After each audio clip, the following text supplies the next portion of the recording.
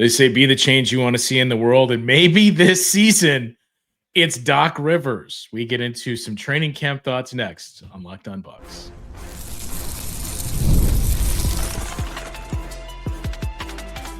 You are Locked On Bucks, your daily Milwaukee Bucks podcast, part of the Locked On Podcast Network, your team every day. Welcome into Locked On Bucks. My name is Justin Garcia, joined as always by Camille Davis. We thank you for making this your first stop each and every day. You can hear me on the Bucks Radio Network. Monday already, game number 1 of the preseason. You can hear Camille every Monday night on the Locked On NBA show as one of our analysts and the Technical Foul podcast as well. We had Media Day on Monday. We shared our thoughts. We got the thoughts from Frank, Giannis related and otherwise on yesterday's show, but we've continued to hear more and more from Doc Rivers and players these past couple of days of training camp.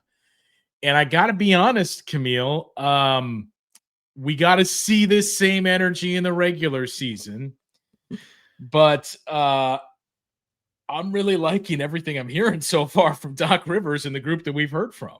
Yeah, it's all aligning with a lot of the ideas and concepts that we were hoping the Bucks would lean into going into this season, knowing that it's going to be a year with Giannis as your lone star, your lone superstar, and Giannis as like your engine driving the team. And even the answers of hearing what they're saying about getting things together now, working on install without Giannis, of like, there are going to be minutes where Giannis is not on the court. And Doc mentioned like in those minutes, honestly, might be the most important ones that we have here because for years here, Giannis is off the court, the team can struggle. So it's really important for us to try to utilize this time now to also get ready for those moments when he's not on the court because he can't play, a full 48 every single night. So trying to make this time valuable. And something else that Doc said that really stood out to me just about how this team is coming together, the things that they're working on here. He made mention of the fact that last year, you could see that with different lineups and different guys on the floor, that different groups played different ways. I mean, he even highlighted like when Kevin Porter Jr. came in the game, like you could really see the Bucks were playing a different style. Yeah. And right now what they're really trying to do is just play the same way with the same guys and put guys into different spots and to do it with urgency. And I was like, see, that sounds kind of interesting where it's not going to look completely different, but that pace, that style of play is going to remain the same as much as it can, no matter who's on the court. And I do like to hear that. It encourages me that like this is going to be all gas, no breaks to a certain degree. Yeah, there was 2 very interesting themes that I've heard so far throughout the week. Since you kind of broached the topic of pace, I guess we'll go there. And that is certainly one of the questions that I know was brought up a decent amount at Media Day, and Doc had been asked about, I think, after Tuesday's media availability about how they envision it, but it came up again yesterday and Wednesday, specifically related to Myles Turner. And, Doc joked too when he was asked, like, how is Myles Turner going to help you guys push the pace, and referencing that he played with the Pacers and like, what can you carry over from there? And Doc's quip too, of like, well, he wasn't with the ball, right? He wasn't the one that was bringing it up the court, but, quickly pointed out, here's the thing that Myles Turner does really well. And we've talked about different components of his game that are going to be different from Brook Lopez and how it may help the Bucks this season. But the one thing I know I didn't bring this up, I don't remember if you did, that Myles Turner excels at is moving without the ball and quick decisions and getting into sets. That was what Doc pointed out, that like he's quick with it. Like we can get into the sets and he immediately gets into the action, and there's no lag time, and that helps us speed things up. And we said the most important thing for this offense, well, number 1 is getting up more threes, but a close second is it cannot be 4 guys standing around watching Giannis. And a way that you avoid that is when you see Myles Turner doing it, then it's easier for everybody else to say, okay, let's go. Let's move to this spot and let's keep things rolling here. Yeah, it is easier. And again, he can lean on the experience he has from his play style of what they did in Indiana. And he also mentioned that on media day himself, Myles Turner, when talking about like the runs that they were getting in with the guys. And he mentioned like, you know, how he views himself in his game of like, I know I'm kind of a rare breed at the center position because I can protect at a high level and I can shoot the ball at a high level. And in addition, when we're playing pickup now, like and getting together, like I'm just using my voice and encouraging guys to get to spots where I'm used to them being and things that make sense. My philosophies, my simple philosophies that I'm used to, like get out and run. I want wings to the corners. I'm trying to move the ball as quickly as possible. So yes, being able to utilize his skill set and his experience too in that area is going to be really helpful. And also just hearing too where how the Bucks could utilize him. Like last year, we saw a lot of Giannis at the elbow because Doc talked about from the elbow how he can survey the entire court, make his reads, and how it's more difficult to stop him coming from those angles. Myles Turner is another big that's comfortable operating from elbows and the playmaking in the sense of like the decision making that he can make in that time frame where you don't have to worry about him as much of like, man, he is ball stopping right now, or he's taking up too much time. Like he's going to be in the flow, which is going to, of course, inherently keep the pace up for the Bucks when he's on the court. And I think the prospects of using him in that way too on the elbow, kind of like that secondary playmaker at times, could be really fun to see. Yeah, I mean, I'm sure you feel the same way too. Like I want to see it now, right? Yeah, Like like I'm ready. Monday can't come soon enough. There's the shock of like, wow, it's already over and the off season's done, and now it's back to this on Monday. But like, it's a new group, and we said going into and coming out of media day. I was talking about this with somebody else nationally too. It's like it doesn't feel like there's a lot of buzz around this team. Like, well, from the outside, no, there's not, especially compared to recent years when you had Giannis and Dame partnered together when you were not that far removed from a championship team and were defending that crown. So there may not be quote unquote buzz, but I mean, I do believe there's a lot of interest in this team and excitement by the locals because it's going to be different. And just how different that is and what it looks like, I think we need to see the preseason and the first couple of games of the regular season to see. But like this isn't going to be what we've seen the last not even 2 years beyond that, really, where it was Yeah, getting it to has. be an older team that was playing a certain style and a certain pace. Yeah, and this is different now. I heard Eric Name say this. He was on the Here District as well recently, and I was like, you know what? Got to start also echoing this sentiment as the season is getting ready to kick off here, which is around how you mentioned the national narrative kind of around the Bucks of like not really too much excitement about what they have here. And it's kind of like, okay, it is what it is. But if this Bucks team is a team with Giannis at the helm where they surprise folks, where this is a Bucks team where I they think I know do where you're win, going. high 40s, maybe 50, whatever that might look like, whatever it looks like for them to be a top 4 team in the East, right? When talking about Giannis in that MVP case, like the noise has to be as loud as it is now in the sense of like, Yeah. well, Giannis dragged quote unquote, a team that people didn't have expectations for to somewhere where he didn't think that they'd be able to get to. If that does happen, I don't want to hear the flip switch from national media. If the Bucks start rolling and it's like, oh, well, the team is so deep and it's such a good team where it's like, no, preseason, that was not the read on the team. The read on the team was it's just Giannis, and you got some questions around the rest of the roster. But if this all comes together, man, I want to hear that MVP ring really, really loud in the streets of all of the media if it falls that way. Yeah, I agree. I don't see it happening that way, though. that we're going to get that same level of respect. One other interesting thing in terms of what we've started to hear so far from Doc, really two, but one that's larger and one that's worth pointing out. So we'll get into those conversations coming up after this. Peloton is shaping the future of fitness with the brand new Peloton Cross Training Tread Plus, powered by Peloton IQ. It's their most advanced equipment yet, designed to give you real-time guidance and endless ways to move, whether you're running, lifting, or cross-training with your favorite instructors.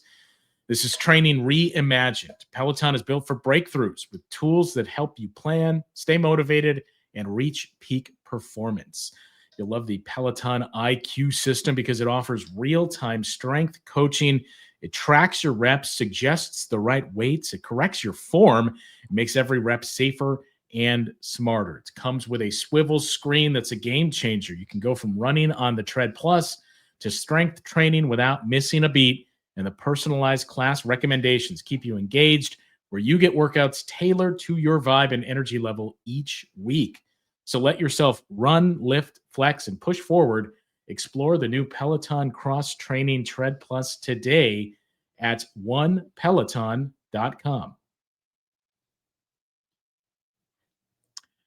So the other things I wanted to touch on, I suppose, really quickly. Let's rip this one out here. I also loved what we heard from not only Kyle Kuzma, but Doc Rivers talking about this role for Kyle Kuzma. And I don't think we talked about this on the air, but when you, me, and Frank were recording the other night, talked about some of the other conversations that are taking place and that you're hearing on the national level too. And I mean, you can be out on the Bucks, that's fine. They're much different.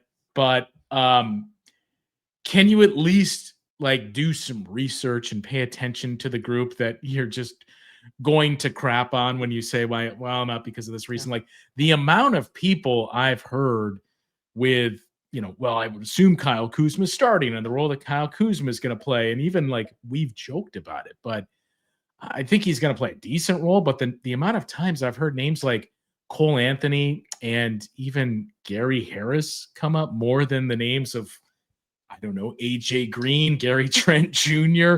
That's the thing that stands out the most. But for Kyle Kuzma specifically, I don't think he's going to start, given what we've heard. And there was one other comment Doc made after Wednesday's media availability where, he was asked about lineups, and it wasn't totally related to Kuzma, but he did quickly point out, I think it was Eric that asked him this, like, well, you do remember how we closed the season and who, we started in those lineups. So things like that just lead you to believe, between that and the John Horst comments too about the sample size, like the five that we saw them lean on to close the season when Dame was injured, and then the final game of the playoffs, or games of the playoffs, I think that's who's starting and who's playing a heavy role with this group. I think that's fair to look at it with that angle too. I think if Kuz is starting this year, he had to really earn it. I'll put it like that. Like he had to go out there and earn that spot. And I'll say this, not to cut you off, I don't think the case is closed yet. Like if he has, to your point, if Kuz comes out and is incredible throughout camp in the preseason, then it becomes a conversation. But short of that, I don't think it's on the table. Agreed. Like I think it's on Kuz. Like he has to go out there and show them. Like Doc mentioned on Media Day how they have an idea of some lineups that they might want to go with for this team, but nothing's in stone right now. They're going to kind of let guys play it out.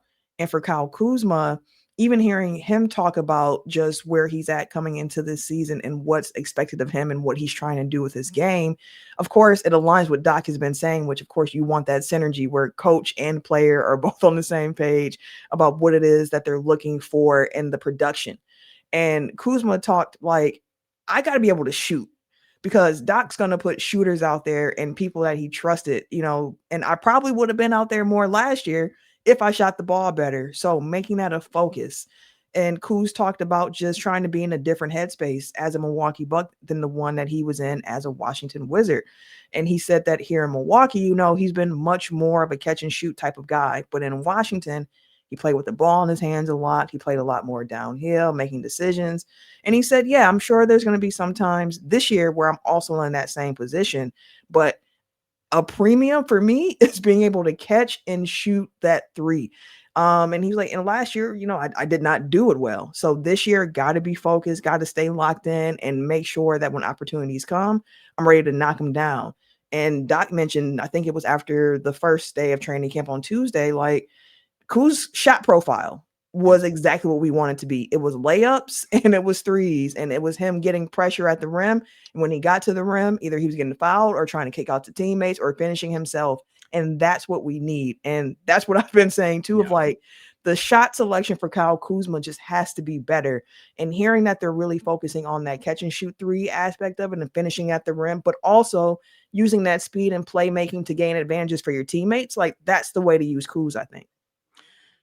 I mentioned too, I don't remember if he used this exact verbiage, but basically like 5 years in DC, he took on a lot of bad habits where he got to take whatever shot he wanted and be the guy. And that's not what we're going to ask of him here. So as you pointed out, like this is what we want offensively in terms of his profile. And, defensively, like we both said, he exceeded my expectations upon arrival on the defensive side. And I think that's where his value is going to be demonstrated. Is it may sound harsh, but like basically just don't screw up. Right. You can be a neutral player offensively. Just don't be a negative offensive player, but give us that value defensively. It's going to be important. Like defense is an identity that this team seems to really be leaning into. I believe it was Kevin Porter Jr. who mentioned like kind of like the identity that this team wants to try to play with. And he mentioned like for this team, they want to get stops and they want to go. Like that's what they want their identity to be. Like they want to lean into that defense. So I think Kuz can be a big part of that. Like he even mentioned like, I didn't really, not his exact words, but what he was saying was like, on defense, I didn't get cooked too often. Like I was out here playing doing my job and locking guys up to the best of my ability. So I'm not too worried about that side of the game. And if a focus for this team is really going to be around, hey, let's get stops, get out and run. Hearing Doc mention like pressuring more than they have before in the past too. Just getting out there and running. Like defense is going to be of the utmost importance for everybody, but especially for someone like Kyle Kuzma, because he also gives you size on the wing if you're playing him on the wing. And that's an area for this Bucks team that we've talked about of like, wish they had some more size. But if you have playable size with Kuz being able to play that defense, but also knock down that three, it opens up a lot of different other lineup combinations you can roll out there. And, you mentioned players talking about how they're going to play. There's one other very interesting thing that he mentioned after Wednesday's practice too that kind of leans into that, and talking about this team being much different, just their overall intensity. And Doc made the comment at media day too about playing on their heels last season, and I think Frank pointed out some of the names, but you could kind of read between the lines and say, I feel like he's probably talking about these guys, and they're gone.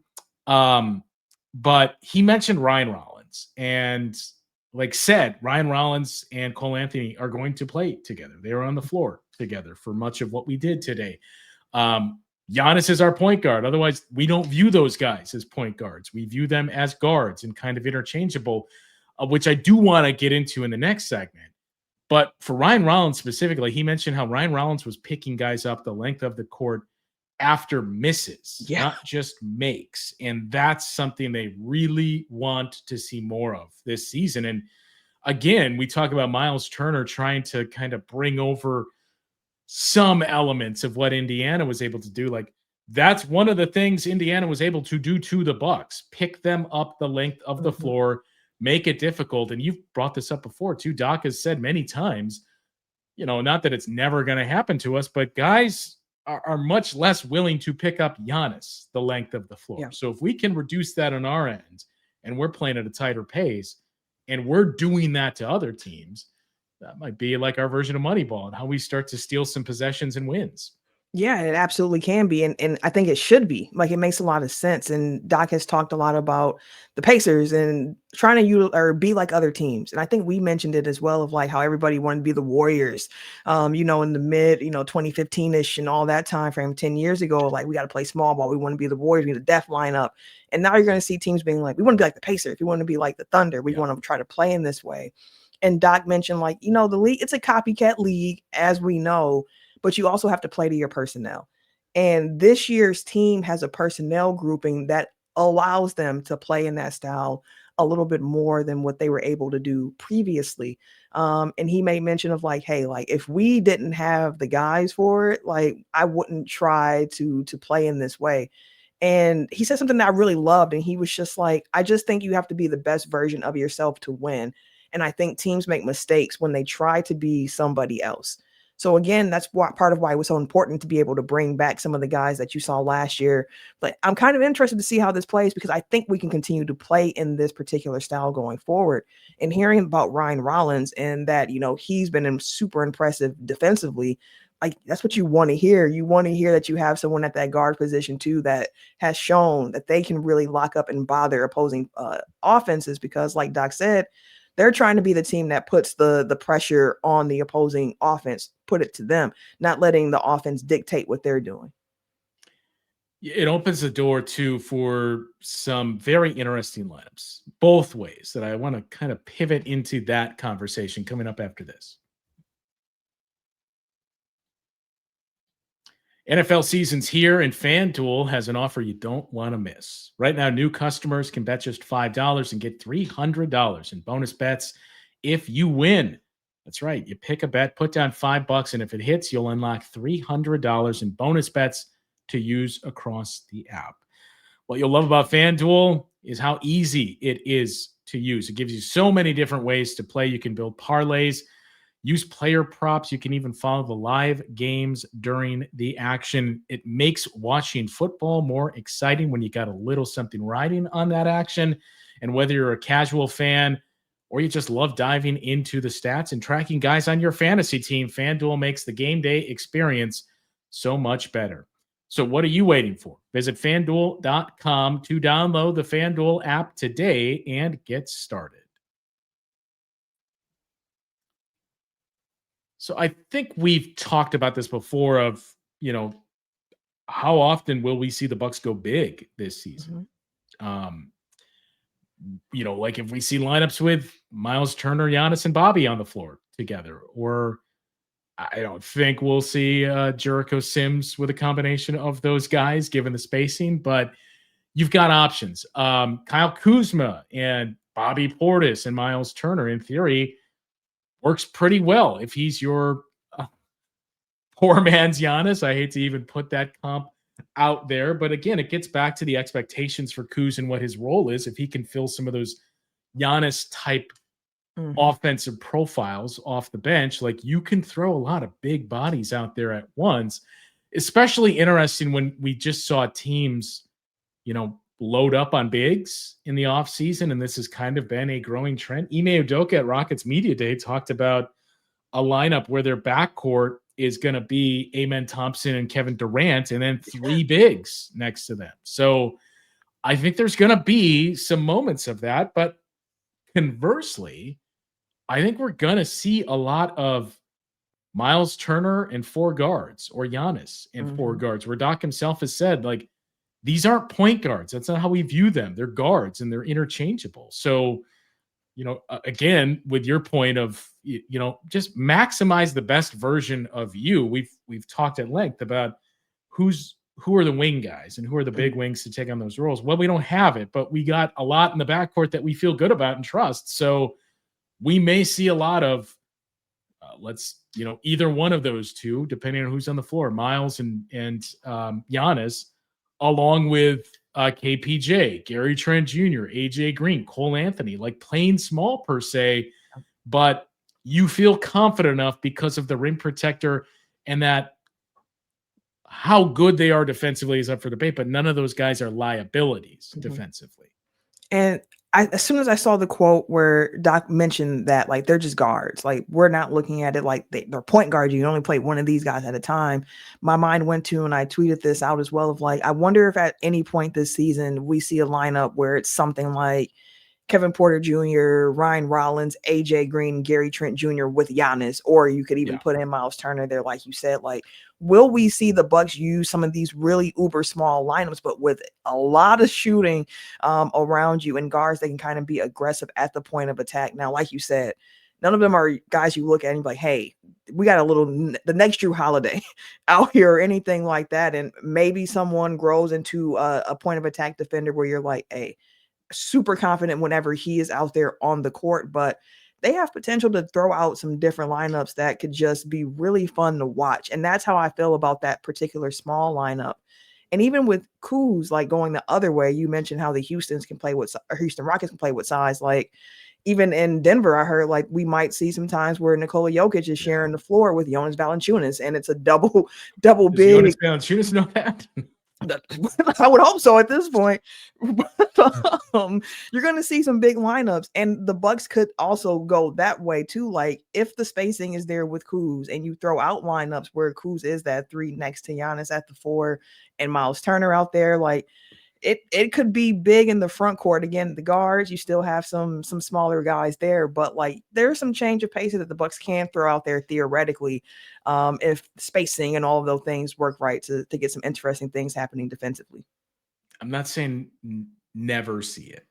I think you certainly have to do your due diligence and try it and see, but I'm very hesitant on the Giannis and Kyle Kuzma lineups. Like, sure, let's see if this refined shot diet and everything else works with Kuz, where you have two guys that you feel like they can take on most. I mean, I think I should be careful with this. I think a lot of times Giannis's defensive impact gets overstated, and I don't mean that as bad as it comes across, but like Giannis's strength is not taking on perimeter guys anymore at this stage. Like he is fantastic, arguably the best weak side help defender, shot blocker in the league.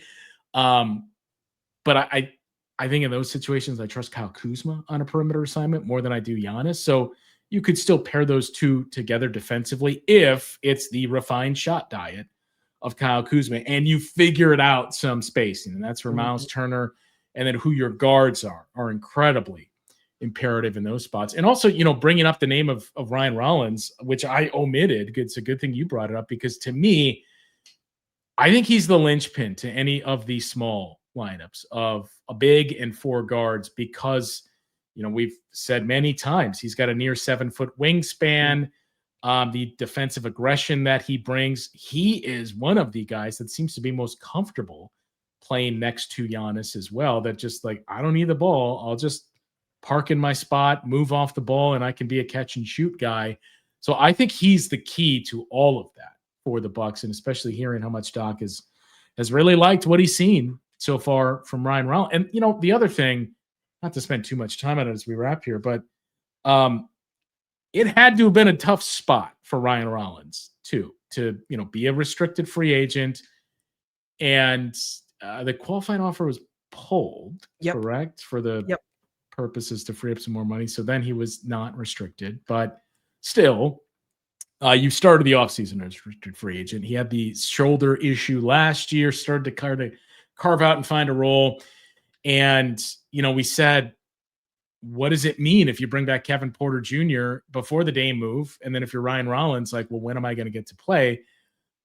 Then it seemed like this path opened up for you. But then all of a sudden, Cole Anthony is available. So let's add that too. So it's been one battle after another for Ryan Rollins, but you haven't heard anything. And I mean, we got to see regular season games, but everything we're hearing in the camp intel and what's going on behind closed doors, Ryan Rollins has stood out and he has not let that impact his play whatsoever.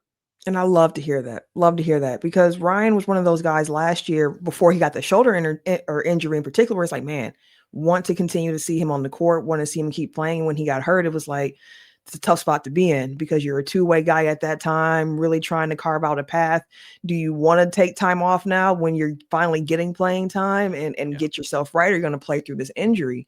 And he opted for the latter and played through most of last season with that shoulder injury, and still came up in times where you're like, man, this kid has something.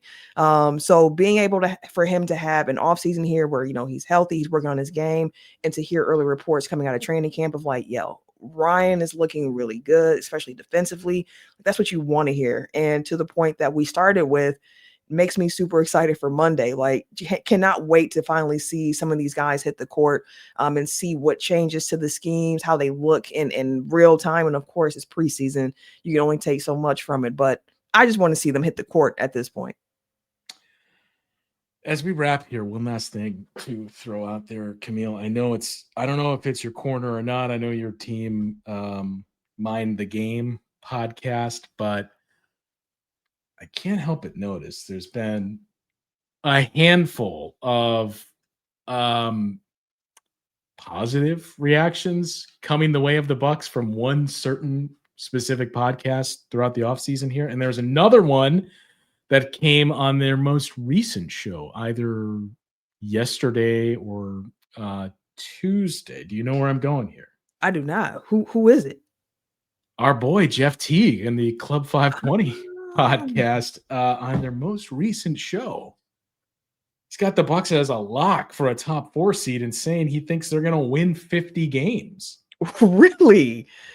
50 games. 50 games. If the Bucks win 50 games this year, this will go down as one of those seasons when you probably look back and you're like, this was a fun, like, even if you don't have to get to 50 for it to be fun, but a 50-win season after being in the high 40s the last couple of years, like, I mean, what's the comp in recent years? Like the Fear the Deer year, basically? Something like that, because it's not a team people expect to be a top 4 team. And 50 wins, like, you're at 50 wins, you've been pretty dominant at points throughout the season where you're one of the better teams there. So, woof, I would love that. The Fear the Deer year, that was a 6 seed, right? Yeah, that was Jeff Teague on that Hawks team that beat them? I'm pretty sure it was Zaza and all them. Yeah. Game 7, baby. Yeah, I mean, the comp, just in terms of like, man, that was an enjoyable experience to me, would be that and a shade of the 2018-19 season, because like our expectations were, all right, 4 seed, like, can they have home court advantage in the first round of the playoffs and finally get out of the first round of the playoffs? And then they started with the 7-game win streak, and from that point forward, it was the Bucks and the Raptors that were neck and neck for the 1 seed, and finished with 60 wins in the 1 seed. So yeah, it would almost be like a combination of those two if they do become a 50-win team. And also, if they reach 50 wins, I believe he said he has the magic behind them. Like, if you get to 50, we haven't gotten to our season projections or anything like that yet, but I'm inclined to believe that's a 3 seed if you win 50 games. Yeah. And his whole thought process was just like, look, it's shooters that they surrounded Giannis with. They brought in some upgrades in terms of two-way guys. Giannis is still really good, and I think Giannis is going to be like an MVP this season, and that's going to lead them to 50 wins. Again, like, the pathway is there for it. Like, we've talked about it. And with the shooting, in addition to that, the defense is going to have to be really, really good, I think, for them to hit that level. But it can happen. It can happen. Now, again, as we've talked about the likelihood of it, we'll see as they continue to play and how guys gel together, what we see on the court. But like, it's not unrealistic to me to hear someone say like, hey, I'm from the future and I'm telling you now the Bucks won 50 games this upcoming season and they're the 3 seed in the East. And I'd be like, I could see it, but I could also see if that same person came and said they're the 6th seed. You kind of had to fight there at the end and, so on. Like, I could see that too, but we're going to work and live in the optimism world right now. I mean, Camille, if I had that, I would say, yeah, that's great. But I've got some other questions. Like, can you talk to me about 2028 or what happens in the fall of 2026 and some other things? But yes, leave your thoughts in the comments. Not on that, but on the projection as a top 4 seed for the Bucks. Kyle Kuzma's shot profile, shot diet, and as Doc Rivers, like, is there a chance Doc Rivers could win you over this season based on the way that we've heard him talk about what he wants from this team and their style of play that he expects to see? So leave your thoughts and we'll get to those comments on tomorrow's show. That'll do it for today. For Camille, I'm Justin. We'll talk with you guys once again tomorrow on Locked On Bucks.